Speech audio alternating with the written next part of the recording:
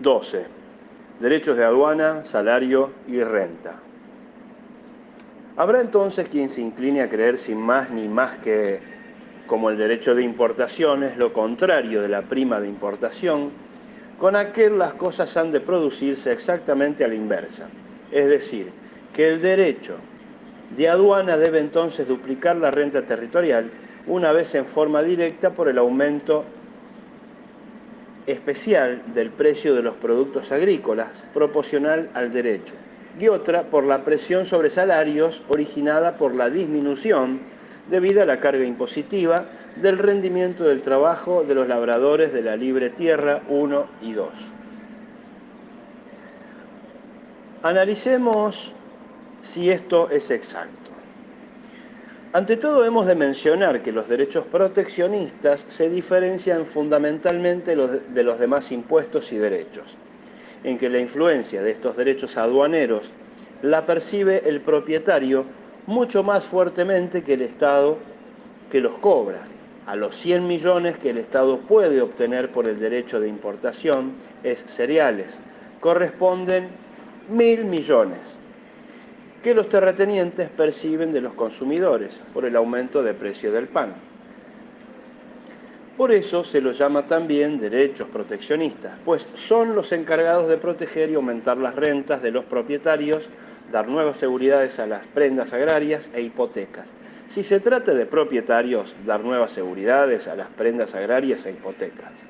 Si se trata de derechos cuya finalidad es únicamente la de engrosar el tesoro del Estado, entonces, como en el caso del tabaco, se los aplica no solo a la mercancía importada, sino también a la producida en el propio país. Quien tenga en Alemania, por ejemplo, más de una planta de tabaco en su jardín deberá dar cuenta de ello a la correspondiente oficina de impuestos y en España en atención a los ingresos del Estado. La plantación de tabaco es o estaba directamente prohibida, pero si el derecho aduanero sobre el cereal es tan secundario para las arcas del Estado, entonces también para lo que deseamos demostrar el interrogante de Frankfurt respecto a la utilización del producto de impuesto. En este caso, de importancia secundaria, en consecuencia vamos a dejar completamente de lado los derechos pagados por los cereales para dedicar nuestra atención a las rentas territoriales puestas bajo protección de los derechos aduaneros. La repartición de los productos entre los terratenientes y los trabajadores no se realiza arbitrariamente, sino de acuerdo con leyes que radican en las cosas mismas. Las injerencias artificiales en esta repartición deben realizarse de acuerdo con las leyes y no imponiéndose a ellas, pues en tal caso el fracaso es inevitable. No obstante, aun cuando el ensayo fracasa, pasa por lo general bastante tiempo hasta que el equilibrio de las fuerzas que ha sido perturbado vuelve a restablecerse. Y en el interín pueden darse situaciones semejantes a las de un péndulo, que por un envión ha sido sacado de su posición de equilibrio estable. El punto divisionario del producto de trabajo oscila entonces por un tiempo entre renta y salario, hasta que retorna a su posición primitiva.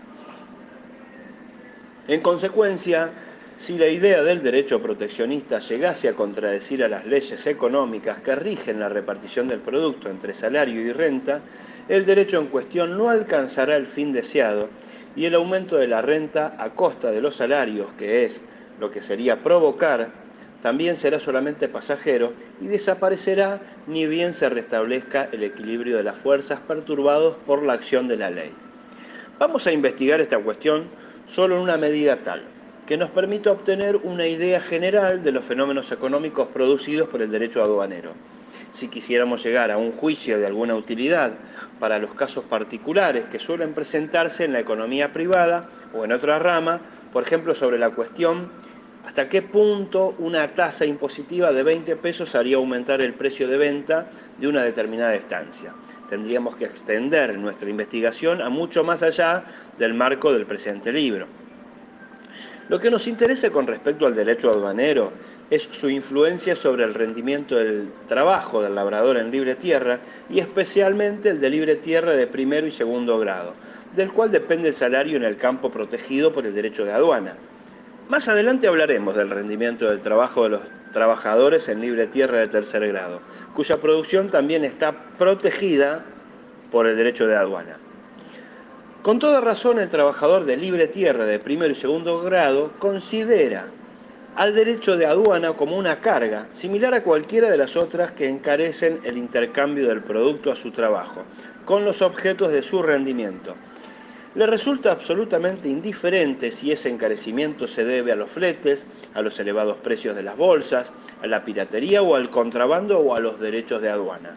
Lo que el consumidor paga por el producto de su trabajo, trigo, eso es lo que el labrador de libre tierra considera como producto monetario de su trabajo. Y este producto es disminuido por derechos de aduana y flete. El rendimiento de su trabajo es correspondientemente menor. Si hasta entonces perdía el rendimiento de su trabajo aproximadamente un 30% por gastos de flete, esta pérdida puede aumentarse por el derecho de aduana al 50 o al 60%. El flete de los puertos marítimos argentinos hasta Hamburgo oscila por lo general alrededor de los 15 marcos por tonelada de 1000 kilogramos. A ello se agrega el flete ferroviario desde el lugar de producción hasta el puerto, que importa varias veces más, en total aproximadamente 50 marcos. El derecho de importación en Alemania es de 55 marcos por 1000 kilogramos.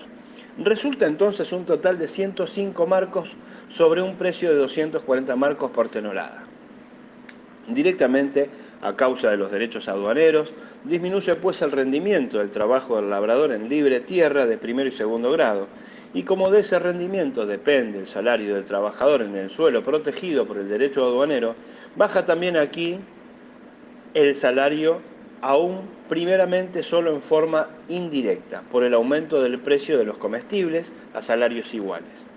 El derecho de aduana permite pues al propietario exigir precios mayores por sus productos sin tener que gastar el aumento de sus ingresos en salarios mayores, ni tampoco abonar precios mayores por los productos industriales que él mismo necesita, ya que debido al descenso del rendimiento de los labradores de libre tierra de primero y segundo grado, no les es posible tampoco a los obreros industriales imponer un aumento de salarios ni un descargue de la tasa impositiva, ya que sus luchas por los salarios se libran también sobre la base del rendimiento del trabajo del labrador en libre tierra. Quiere decir que para el obrero industrial,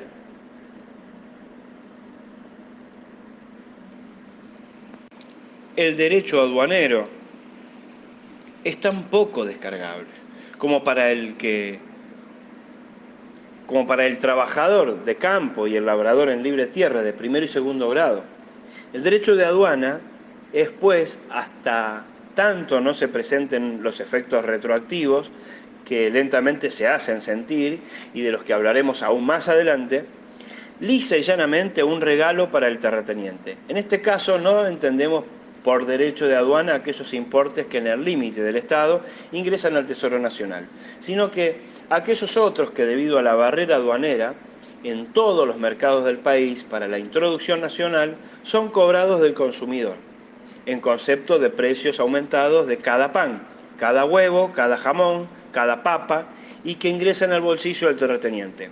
Si se trata del arrendamiento de un campo, el arriendo se aumenta directamente por el valor del derecho. Si el terreno se vende, el derecho se agrega a los bienes, es capitalizado, es decir, se lo multiplica por 20 o 25 y se suma al precio ordinario del suelo. El derecho de aduana, afirman los políticos, es pagado por el extranjero. Y es exacto, es completamente exacto, lo que en las fronteras del Estado alemán ingresa al Tesoro Nacional. En concepto de derechos de importación, ese montoncito de dinero es pagado efectivamente por el colono en la libre tierra extranjera, en muchos casos emigrantes alemanes. Se descuenta del rendimiento de su trabajo, pero ¿será posible que seriamente se trate de dorarle al trabajador alemán un derecho diciéndole el colono de la libre tierra es el que paga lo que en las fronteras ingresa en concepto de derecho aduanero? Bonito consuelo, si el rendimiento del trabajo del colono de libre tierra es determinante para el salario del trabajador alemán. Un bonito consuelo para el trabajador que debe pagar de su propio bolsillo los precios de los comestibles aumentados por los terratenientes alemanes por el importe íntegro de la tasa aduanera. La convicción, la esperanza y la afirmación optimista que el interés del capital cargará con una parte de los derechos aduaneros es errónea, como lo demostraremos más adelante.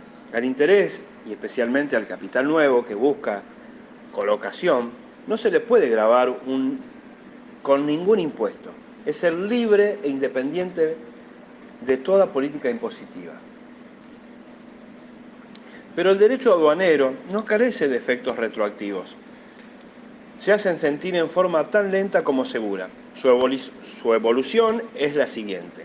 El colono de la libre tierra en el Canadá, en la Manchuria o en la Argentina, escribe a su amigo de Berlín: de lo que tú pagas en Berlín por mis cereales, más de la mitad se pierde para mí por los fletes y los derechos aduaneros, y de los que yo debo pagar aquí por tus mercancías, herramientas, libros, medicamentos, etc. A tu vez, pierde la mitad y aún más en concepto de fletes y derechos de aduana. Si fuésemos vecinos, economizaríamos estos gastos. Veríamos, tú y yo, duplicado el rendimiento de nuestro trabajo. Yo no puedo llevar mis campos de cultivo a donde tú estás, pero tú sí puedes trasladar hacia aquí tu taller, tu fábrica. Ven, yo te suministraré un comestible, todo cuanto necesites, a mitad del precio que ahora tienes que pagar tú, y vendes tus productos a la mitad del precio que debo abonar por ellos. Este cálculo es exacto, aun cuando la realización de la propuesta se ve dificultada por una serie de factores. Por regla general, una industria solo puede desenvolverse bien allí donde existen muchas otras industrias, pues casi todas sus ramas tienen una relación mayor o menor entre sí. La emigración de la industria puede realizarse entonces solo muy paulatinamente y comienza con establecimientos de naturaleza más bien independientes.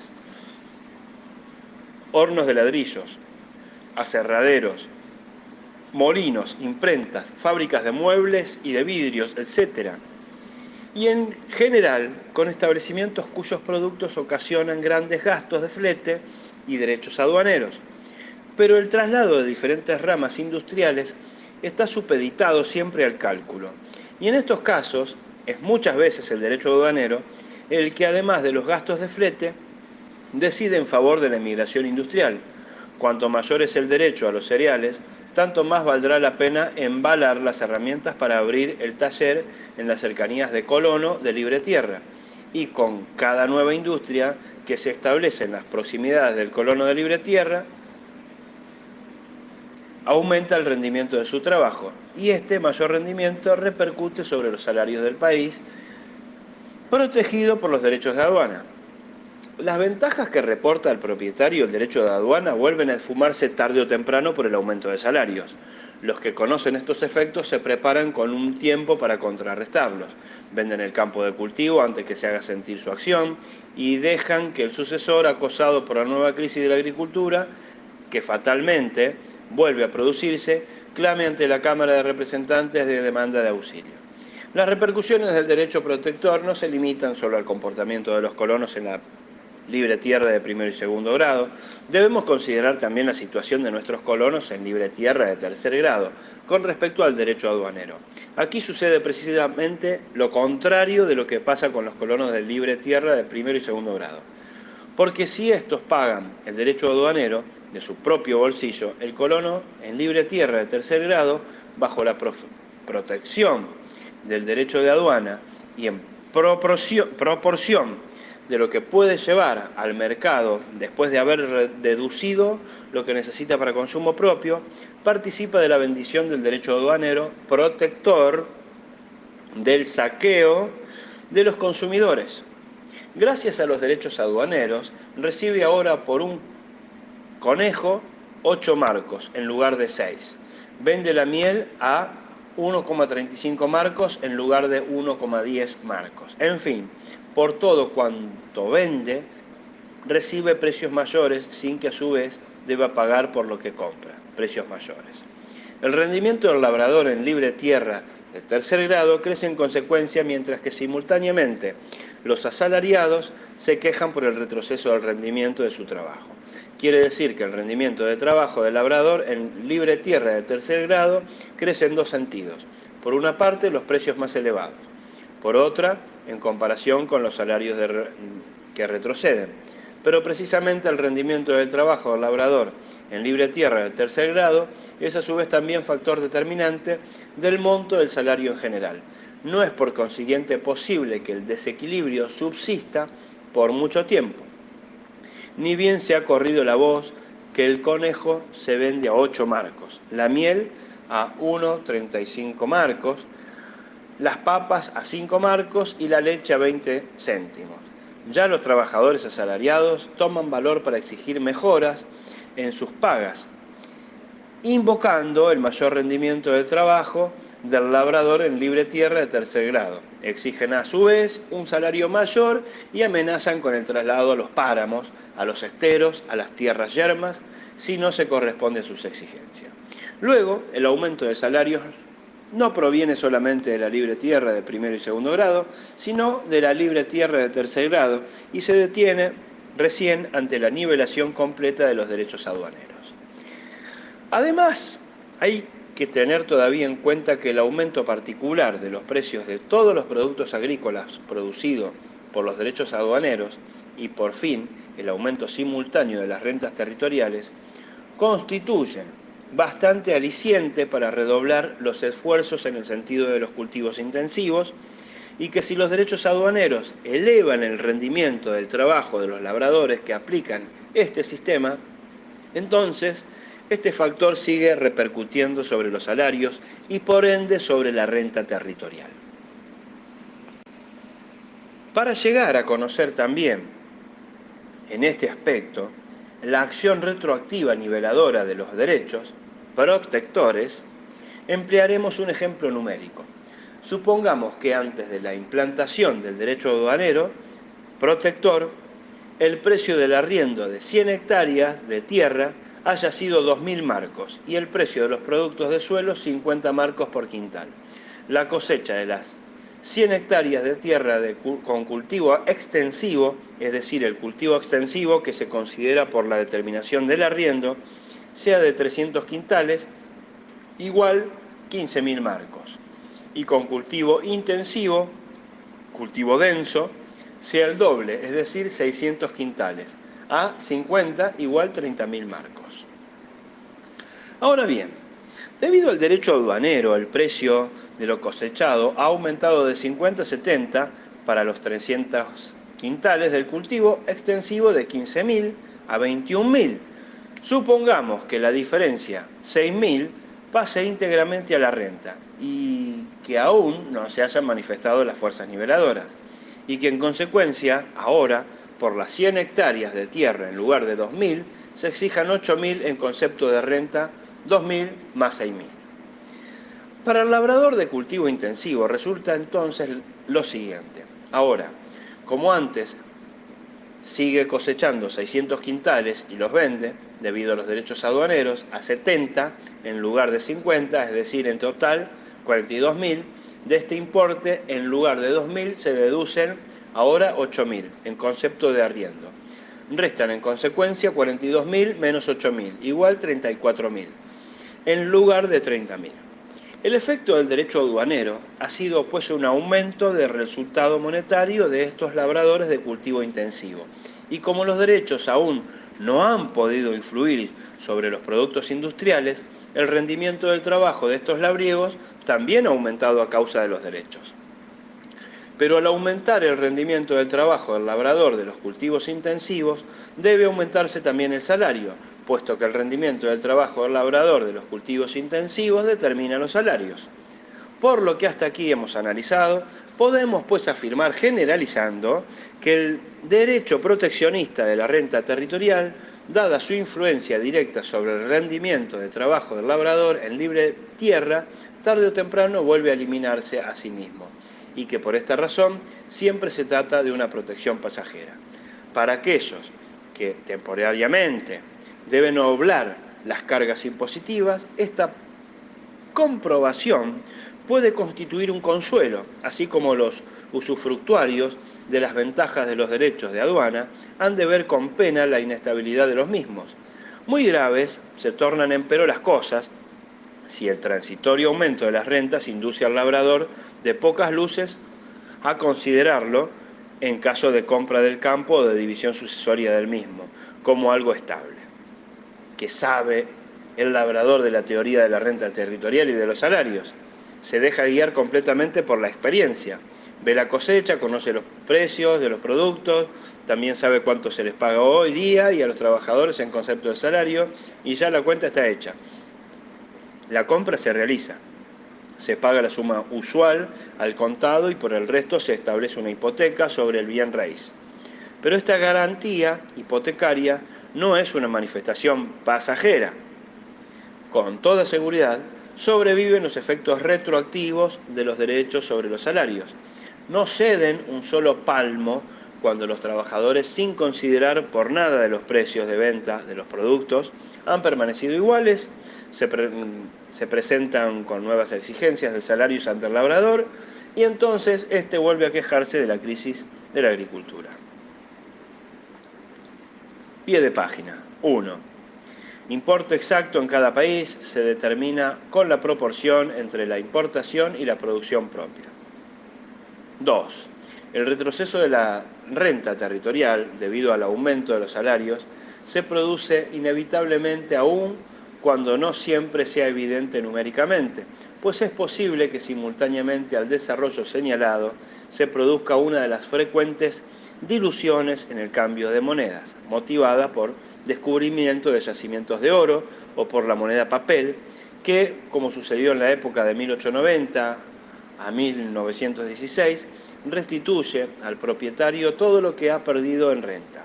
Esto favorece, por cierto, solo al propietario endeudado, que por supuesto debe contar también con la posibilidad inversa, o sea, la baja de precios, como ocurrió en los años 1873 a 1890.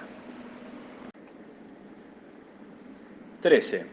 El punto de partida para toda la escala de salarios, hasta los sueldos más elevados, es el rendimiento de trabajo de los labradores de libre tierra.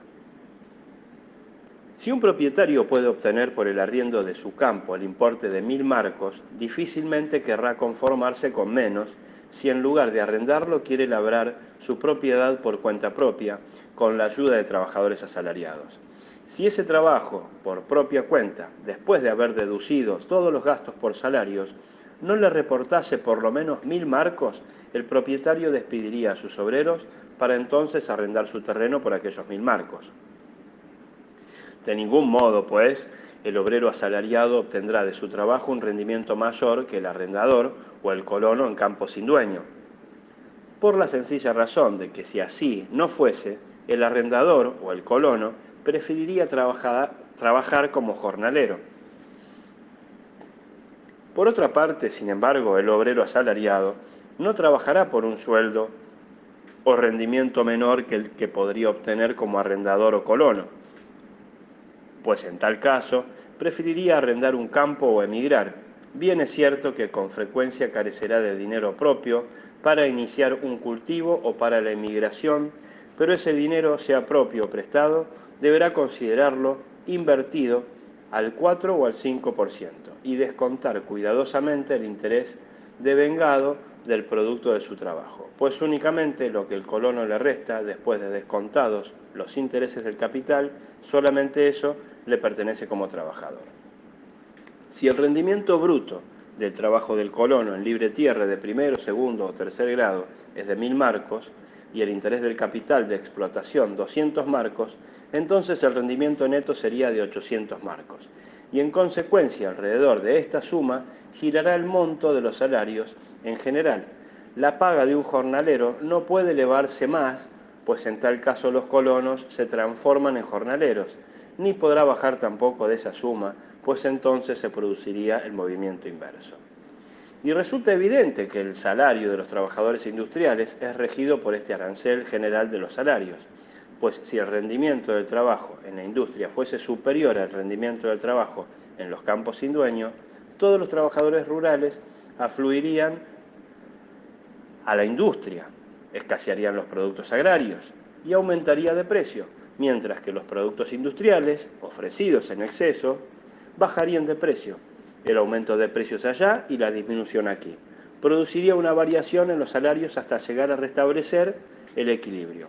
Y ese equilibrio deberá producirse bien pronto teniendo en cuenta la gran cantidad de obreros migratorios a los que les resulta absolutamente indiferente plantar remolacha azucarera o palear carbón.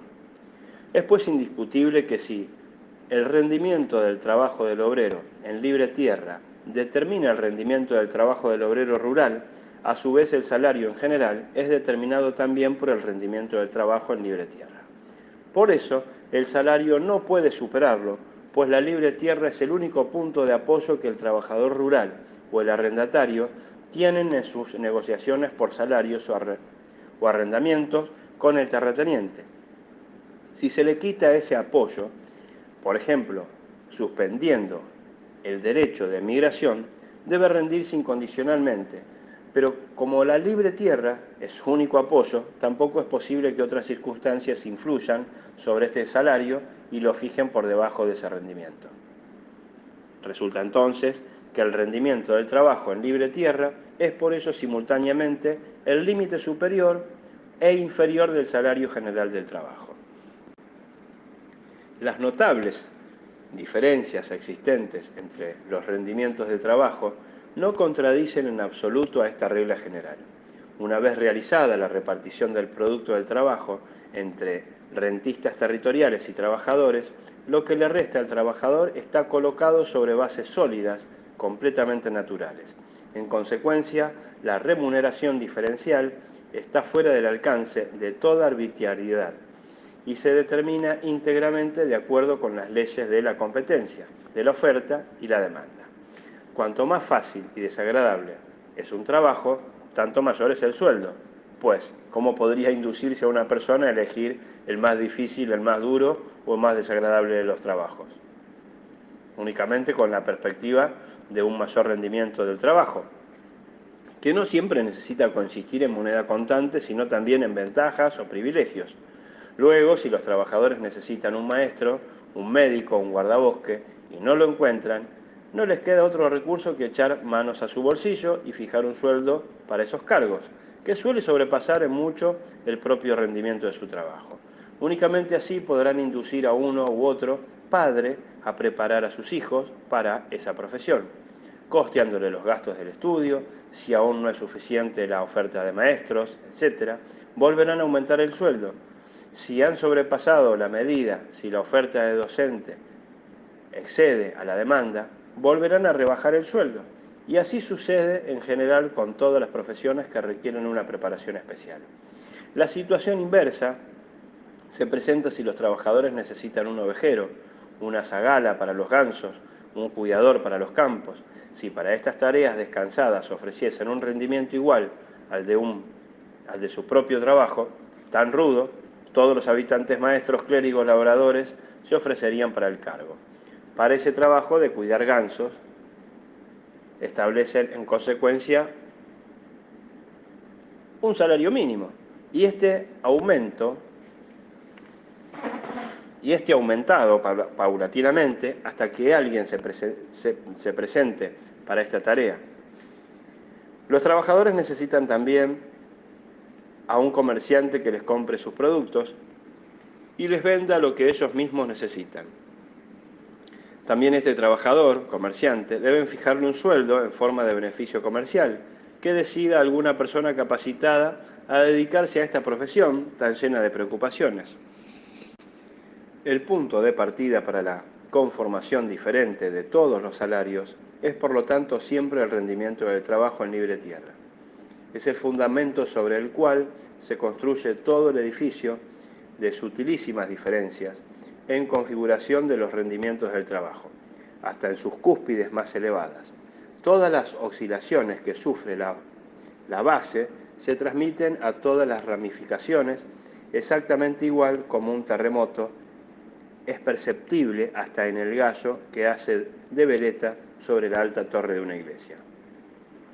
Cierto es que aún no es completa la explicación porque por la teoría de la ley de bronce de los salarios no puede ser exacta, pues todavía no se ha demostrado que el papel que la propiedad territorial no pudo finalizar para imponer esta ley no podría ser llevado a término quizás por el capital.